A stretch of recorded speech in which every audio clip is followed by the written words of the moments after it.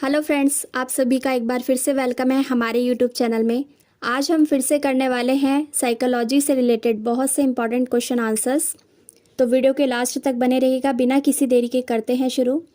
Question number 1, बच्चों के बौद्धिक विकास की 4 विशिष्ट अवस्थाओं की पहचान की गई। ठीक है, आपको बताना है किसके द्वारा की गई। ऑप्शन है स्किनर द्वारा, पियाजे द्वारा, कोहलबर्ग द्वारा, एरिक्सन द्वारा। तो इसका सही उत्तर हो जाएगा बी, पियाजे द्वारा। देखिए, पियाजे की जो बौद्धिक विकास की अवस्थाएं थी वो कुछ इस प्रकार थी: sensory motor stage, pre operational stage, concrete operational stage और लास्ट थी इसकी चौथी अवस्था फॉर्मल ऑपरेशनल स्टेज। बढ़ते हैं अपने अगले क्वेश्चन की तरफ। क्वेश्चन नंबर 2, वह अवस्था जब बच्चा तार्किक रूप से वस्तुओं व घटनाओं के विषय में चिंतन प्रारंभ करता है, यानी कि शुरुआत सोचना प्रारंभ कर देता है। ये आपको इसमें बताना है कौन सी अवस्था में: पूर्व संक्रियात्मक अवस्था में, मूर्त संक्रियात्मक अवस्था में, संवेदी प्रेरक अवस्था में या फिर औपचारिक संक्रियात्मक अवस्था में। तो इसका सही उत्तर हो जाएगा बी, मूर्त संक्रियात्मक अवस्था, जिसे कि इंग्लिश में आप कहेंगे कंक्रीट ऑपरेशनल स्टेज। इस अवस्था में आते ही बच्चा सोचना, तार्किक रूप से सोचना प्रारंभ कर देता है। ये बात याद रखिएगा, अक्सर पूछा जाता है ये क्वेश्चन। बढ़ते हैं अपने अगले प्रश्न की तरफ, जो कि है पियाजे के अनुसार निम्नलिखित में से कौन सी अवस्था में बच्चा अमूर्त संकल्पनाओं के विषय में तार्किक चिंतन करना आरंभ करता है।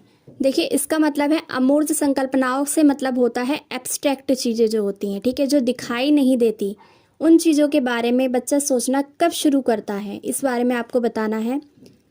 आपको दे रखा है ऑप्शन में संवेदी प्रेरक अवस्था, पूर्व संक्रियात्मक अवस्था, मूर्त संक्रियात्मक अवस्था, औपचारिक संक्रियात्मक अवस्था। ठीक है, तो इसका सही उत्तर हो जाएगा डी, औपचारिक संक्रियात्मक अवस्था। इंग्लिश में अगर आप इसे बोलें तो ये होगा फॉर्मल ऑपरेशनल स्टेज। ठीक है, यहाँ पर बच्चे को किसी कंक्रीट ऑब्जेक्ट की ज़रूरत नहीं होती।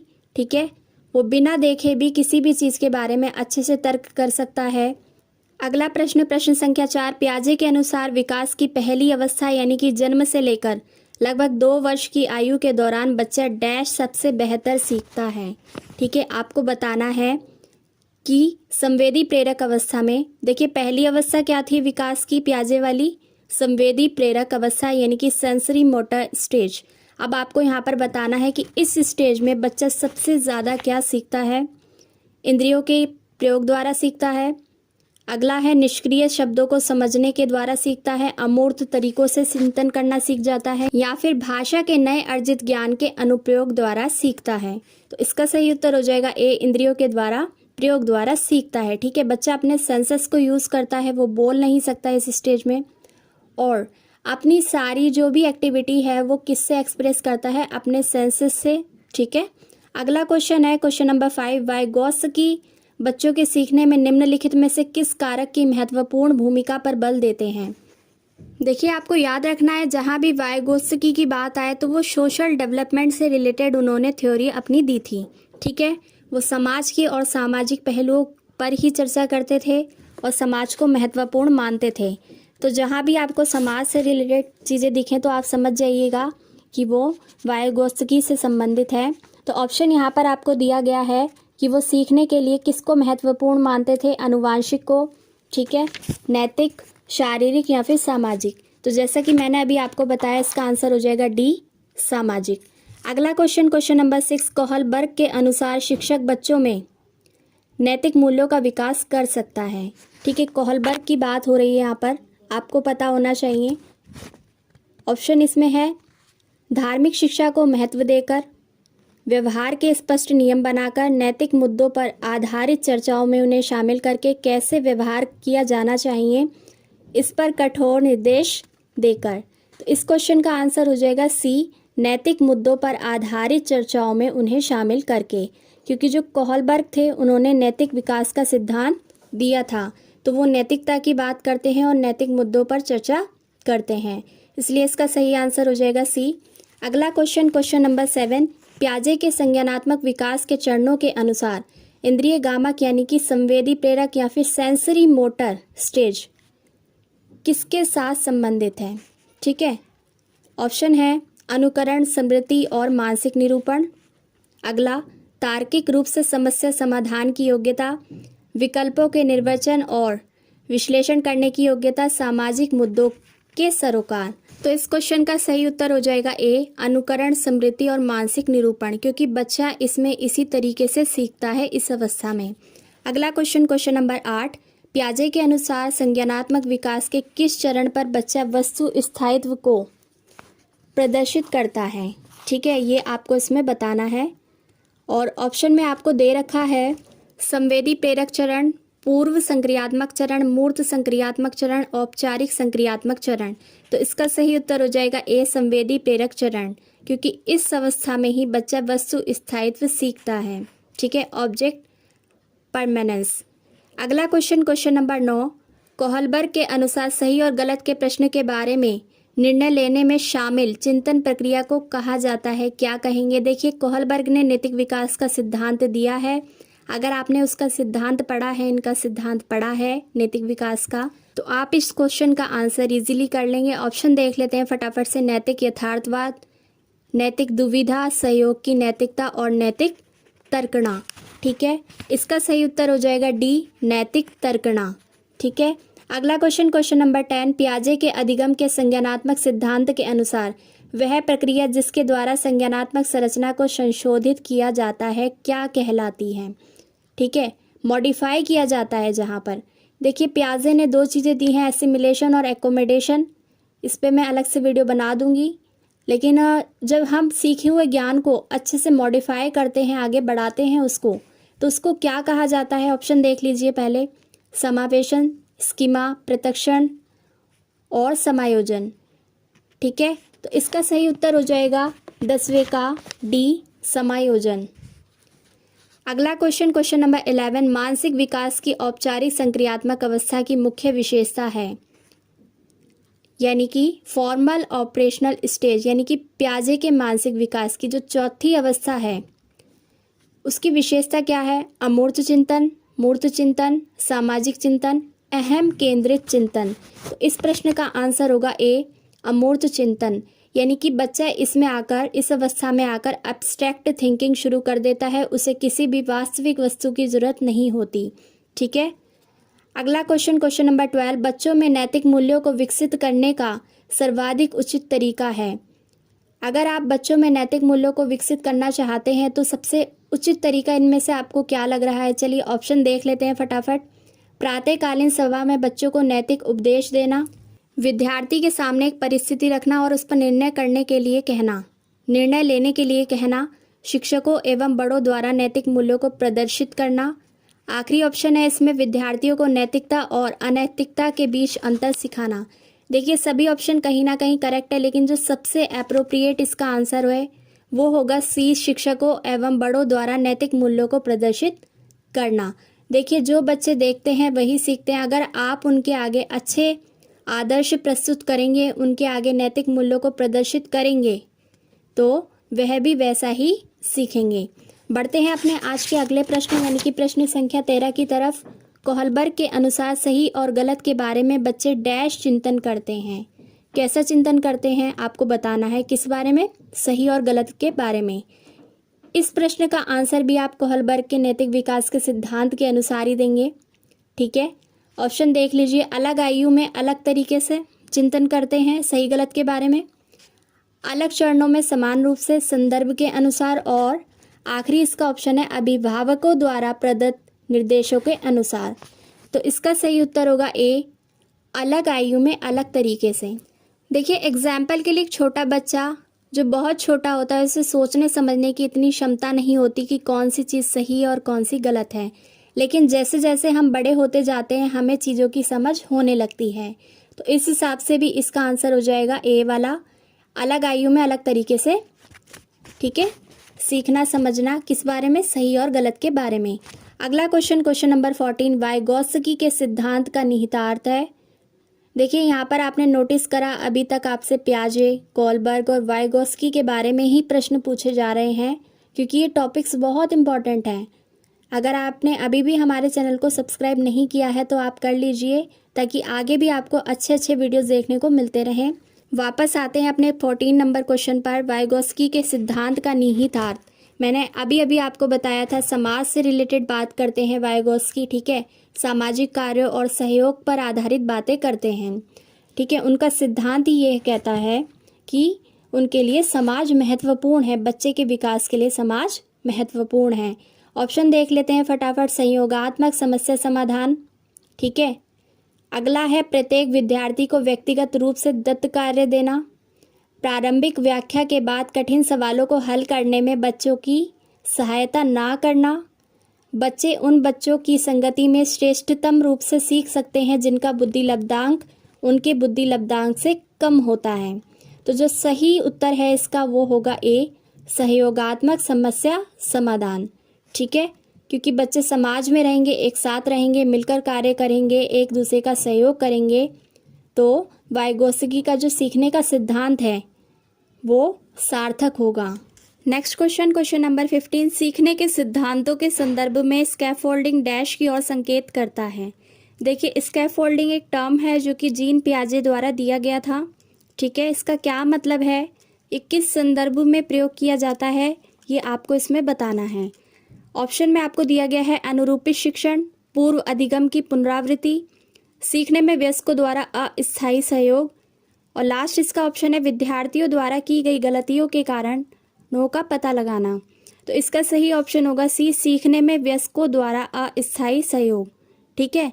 इसी को क्या कहा जाता है, स्कैफोल्डिंग। अगला question, question number 16। Lawrence Kohlberg के द्वारा प्रस्तावित निम्नलिखित चरणों में से प्राथमिक विद्यालयों के बच्चे किन चरणों का अनुसरण करते हैं। देखिए, हमें पता है कि कोहलबर्ग ने नैतिक विकास का सिद्धांत दिए थे और उसके नैतिक विकास के सिद्धांत के अनुसार आपको बताना है कि जो प्राथमिक यानी प्राइमरी स्कूल के जो बच्चे होते हैं वो किन चीज़ों का पालन करते हैं, ठीक है। ऑप्शंस यहाँ पर आपको दे रखे हैं, आज्ञा पालन और दंड उन्मुखीकरण, व्यक्तिकता और विनिमय। उसके बाद है इसमें अच्छे अंत, व्यक्तिक संबंध और सामाजिक अनुबंध और व्यक्तिगत अधिकार। देखिए, यहाँ पर इसके नीचे मेन ऑप्शंस आपको दे रखे हैं 2-2 के पेयर में। आपको बताना है इनमें से कौन सा जो पेयर है वो सही है, ठीक है। तो इसमें है क और घ, क और ग, ख और क, और उसके बाद है इसमें ख और घ, ठीक है। तो जो 16वें का सही है वो है सी, ख और क, यानी कि छोटा बच्चा जो है वो क वाले पॉइंट को फॉलो कर रहा है। देखिए, आज्ञा का पालन करता है, उसे दंड का भय भी होता है, डर भी होता है, ठीक है। और इसके अलावा ख वाला देखिए व्यक्तिगता, यानी कि उसमें इंडिविजुअलाइज्म होता है और वो चीज़ों को एक्सचेंज करता है, ठीक है। तो क और ख वाला जो पॉइंट है वो बिल्कुल करेक्ट है। इसके बाद आप आ जाइए अगले क्वेश्चन में, क्वेश्चन नंबर 17। निम्नलिखित में से कौन सी संज्ञानात्मक क्रिया दी गई सूचनाओं के विश्लेषण के लिए प्रयोग में लाई जाती है, ठीक है। विश्लेषण ध्यान रखिएगा। ऑप्शंस हैं पहचान करना, अंतरकला, वर्गीकृत करना और वर्णन करना। इसका सही आंसर होगा बी, अंतरकला, ठीक है, यानी कि डिफ्रेंशिएट करना। जब आप चीज़ों को या किसी भी डाटा को, सूचना को आप विश्लेषण करते हैं, उसको एनालाइज करते हैं, तो इसका मतलब आप अंतर कर रहे हैं, डिफ्रेंशिएट कर रहे हैं चीज़ों को, ठीक है। एक शिक्षिका अपने शिक्षार्थियों की इस रूप में मदद करना चाहती है कि वे एक स्थिति की अनेक दृष्टिकोणों की सराहना कर सकें, ठीक है। एक सिचुएशन है और वो अलग अलग दृष्टिकोण से उसकी सराहना कर सके। वह विभिन्न समूहों में एक स्थिति पर वाद विवाद करने के अनेक अवसर उपलब्ध कराती है। वाइगोत्स्की के परिप्रेक्ष्य के अनुसार उसके शिक्षार्थी विभिन्न दृष्टिकोणों को डैश करेंगे और अपनी तरीके से उस स्थिति के अनेक परिप्रेक्ष्य विकसित करेंगे, ठीक है। यहाँ पर जो टीचर है वो क्या कर रही हैं, वो डिबेट करवा रही हैं, बच्चों को अलग अलग अपॉर्चुनिटी दे रही हैं, उनको अवसर दे रही हैं। तो यहाँ पर आपको वाइगोत्स्की के परिप्रेक्ष्य के अनुसार इस प्रश्न का उत्तर देना है। ऑप्शन में आपको दिया गया है आत्मसात, निर्माण, संक्रियाकरण और तर्कसंगत। इस प्रश्न का सही उत्तर होगा आत्मसात, ठीक है, इंटरनलाइज। अगला क्वेश्चन, क्वेश्चन नंबर 19। सीता ने हाथ से दाल और चावल खाना सीख लिया है। जब उसे दाल और चावल दिए जाते हैं तो वह दाल चावल मिलाकर खाने लगती है। उसने चीज़ों को करने के लिए अपने स्कीमा में यानी कि अपनी नॉलेज में दाल और चावल खाने को डैश कर लिया है। सोचिए ज़रा क्या किया होगा। ये जीन पियाजे द्वारा दिए गए टर्म्स के अनुसार है। ठीक है, ऑप्शन में दिया गया है आपको समायोजित, आत्मसातकरण, समुचितता और अंगीकार। तो इस क्वेश्चन का जो सही ऑप्शन होगा वो होगा बी, आत्मसातकरण, यानी कि एसिमिलेशन या फिर एसिमिलेटेड कर लिया है खुद को उसने दाल और चावल को हाथ से खाने के लिए। ठीक है, नेक्स्ट क्वेश्चन, क्वेश्चन नंबर 20। एक शिक्षिका दो एक समान ग्लासों को प्रदर्शित करती है जो जूस की समान मात्रा से भरे हुए हैं। वह उन्हें दो भिन्न ग्लासों में खाली करती है, जिनमें से एक लंबा है और दूसरा चौड़ा है। ठीक है, दोनों जो ग्लास हैं वो अलग अलग शेप के हैं, एक थोड़ा सा लंबा है और दूसरा चौड़ा है। वह बच्चों को उस ग्लास की पहचान करने के लिए कहती है जिसमें जूस ज़्यादा है। बच्चे प्रत्युत्तर देते हैं कि लंबे ग्लास में जूस ज़्यादा है। शिक्षिका के बच्चों को डैश कठिनाई है। ठीक है, आपको बताना है कि जो स्टूडेंट हैं जो ये कह रहे हैं कि लंबे वाले ग्लास में जूस ज़्यादा है, उनको किस चीज़ की कठिनाई है, इनमें से आपको छांट कर बताना है। वो समायोजन नहीं कर पा रहे हैं, समायोजन की उनको कठिनाई है, या फिर अहम केंद्रिता की उनको कठिनाई है, विकेंद्रीकरण की, या फिर पलटावी की। तो इसका सही ऑप्शन होगा सी, विकेंद्रीकरण, यानी कि डिसेंटरिंग की प्रॉब्लम उनको है। वो पहचान नहीं पा रहे हैं, उन्होंने सिर्फ देखने मात्र से कह दिया कि लंबे वाले ग्लास में ज़्यादा जूस है। अगला question, question number 21। Karnail Singh कानूनी कार्यवाही तथा खर्च के बावजूद आयकर नहीं देते। वह सोचते हैं कि एक भ्रष्ट सरकार को समर्थन नहीं दे सकते, जो अनावश्यक बांधों के निर्माण पर लाखों रुपए खर्च करती है। वे संभवतः कोहलबर्ग के नैतिक विकास की किस अवस्था में हैं? देखिए, कोहलबर्ग के नैतिक विकास की ये सभी अवस्थाएं हैं। बस आपको पहचानना है कि जो करनैल सिंह की जो स्थिति है वो किससे मेल खाती है। ठीक है, उनकी जो अवस्था है वो कौन सी है, परंपरागत है, पश्च परंपरागत है, पूर्व परंपरागत है, या फिर परंपरागत है। तो इस वाले क्वेश्चन का सही आंसर होगा बी, पश्च परंपरागत, यानी कि पोस्ट कन्वेंशनल स्टेज।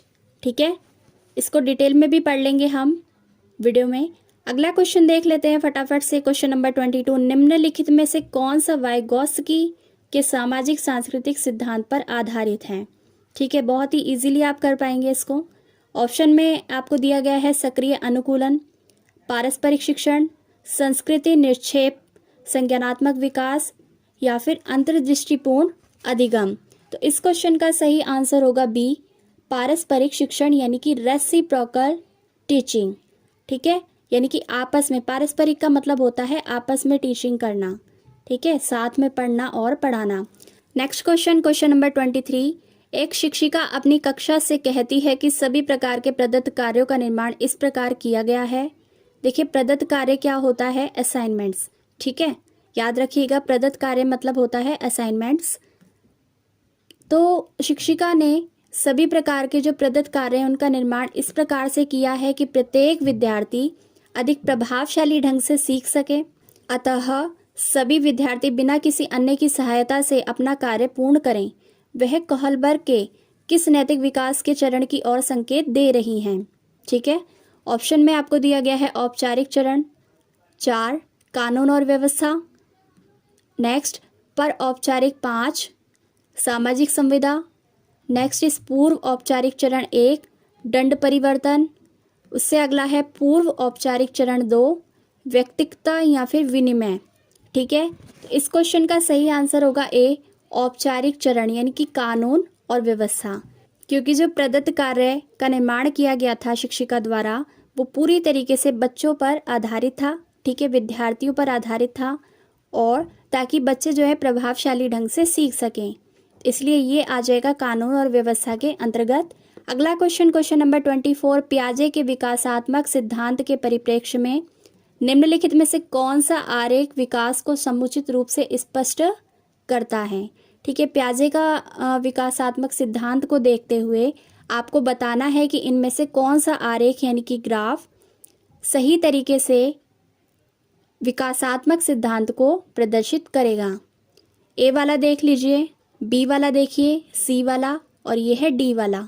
ठीक है, इसको करेक्ट कर लेंगे, 2 बार आ गया यहाँ पर डी, तो इसको आप कर लीजिए सी। तो इसका जो सही होगा वो होगा ए वाला। ठीक है, ये पूरी तरीके से पियाजे के विकासात्मक सिद्धांत के परिप्रेक्ष्य में है। अगला क्वेश्चन नंबर 25, निम्नलिखित में से कौन सा निहितार्थ पियाजे के संज्ञानात्मक विकास के सिद्धांत से नहीं निकाला जा सकता है। ठीक है, फिर से आ गया संज्ञानात्मक विकास का सिद्धांत किसका, पियाजे का। ऑप्शन में आपको दिया गया है बच्चों की अधिगमनात्मक तत्परता के लिए प्रति संवेदनशीलता, नेक्स्ट व्यक्तिक भेदों की स्वीकृति, खोजपूर्ण अधिगम और शाब्दिक शिक्षण की आवश्यकता। तो इसका सही उत्तर होगा डी, शाब्दिक शिक्षण की आवश्यकता। ठीक है, ये जो है पियाजे के संज्ञानात्मक विकास के अंतर्गत नहीं आता। आपसे यही पूछा गया था, यहाँ पर देखिए लिखा है विकास के सिद्धांत से नहीं निकाला जा सकता। ठीक है, तो आप मार्क कर देंगे डी वाला ऑप्शन। अगला क्वेश्चन नंबर 26, निम्नलिखित में से कौन सा कोहलबर्ग के नैतिक विकास के चरणों का लक्षण है। ठीक है, आपको बताना है कि कोहलबर्ग के नैतिक विकास से संबंधित है। ऑप्शन में आपको दिया गया है चरणों का परिवर्तनशील अनुक्रम, विभिन्न चरण अलग अलग प्रत्युत्तर ना कि सामान्य प्रतिमान, सभी संस्कृतियों से संबंध चरणों की सार्वभौम श्रृंखला, नेक्स्ट इज विभिन्न चरण एक गैर पदानुक्रम रूप में आगे की ओर बढ़ते हैं। तो इसका सही उत्तर हो जाएगा सी, सभी संस्कृतियों से संबंध चरणों की सार्वभौम श्रृंखला। इंग्लिश में अगर आप इसे देखें तो लिखा है universal sequences of stages across all cultures. ठीक है, ये सही होगा, इसको आप लगा लेंगे। नेक्स्ट क्वेश्चन नंबर 27, संज्ञानात्मक प्रशिक्षुता तथा शैक्षिक संवाद अधिगम को एक सामाजिक गतिविधि के रूप में ग्रहण करते हैं।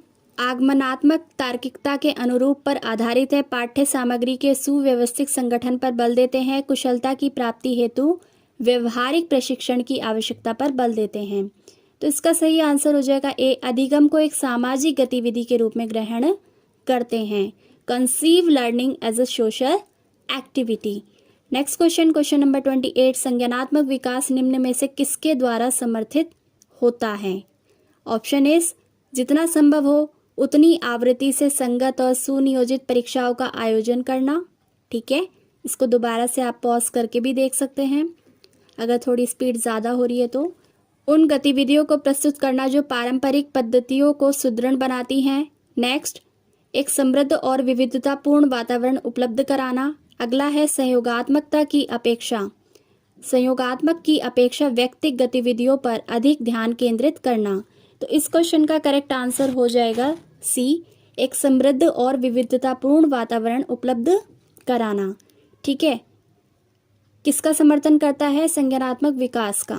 ठीक है, अगर हम बच्चे को ऐसा वातावरण प्रोवाइड करवाएं जहां पर उसको अलग अलग तरह की चीज़ें देखने को मिलें, ठीक है, तो क्या होगा, बच्चे का संज्ञानात्मक विकास शीघ्रता से होगा। इसलिए इसका आंसर हो जाएगा सी। इंग्लिश में अगर आप इसे बोलें तो ये होगा providing a rich and varied environment. Next question number 29, Vygotsky के सिद्धांत में विकास के निम्नलिखित में से कौन से पहलू की उपेक्षा होती है। ऑप्शंस इसमें आपको दिए गए हैं सामाजिक, सांस्कृतिक, जैविक और भाषाई। ठीक है, तो इसका आंसर हो जाएगा सी, जैविक। ठीक है, बायोलॉजिकल की बात वो नहीं करते हैं अपने किसी भी सिद्धांत में। अगला क्वेश्चन नंबर 30, जो कि आज का आखिरी क्वेश्चन भी है, लास्ट क्वेश्चन है। 1 वर्ष तक के शिशु जब आँख, कान व हाथों से सोचते हैं तो निम्नलिखित में से कौन सा स्तर शामिल होता है। मूल संक्रियात्मक स्तर, पूर्व संक्रियात्मक स्तर, इंद्रिय गामक स्तर, अमूर्त संक्रियात्मक स्तर। तो इसका करेक्ट आंसर होगा सी, इंद्रिय गामक स्तर। तो आज हमने 1 से लेकर 30 तक साइकोलॉजी के बहुत ही इम्पॉर्टेंट क्वेश्चंस को कवर किया है। ये सभी एमसीक्यूज बहुत ही इम्पॉर्टेंट है जो कि बार बार एग्जाम में आपको देखने को मिलेंगे ही मिलेंगे। और ये क्वेश्चंस जो है वो आपको हर वीडियो में प्रोवाइड नहीं कराए जाते हैं। अगर आपको हमारा ये वीडियो उपयोगी लगा तो चैनल को सब्सक्राइब कर दीजिए और वीडियो को शेयर करके बेल नोटिफिकेशन को ऑन ज़रूर कर दीजिएगा। मिलेंगे अगले वीडियो में कुछ और इम्पॉर्टेंट क्वेश्चन आंसर्स के साथ। तब तक के लिए आप सभी का धन्यवाद।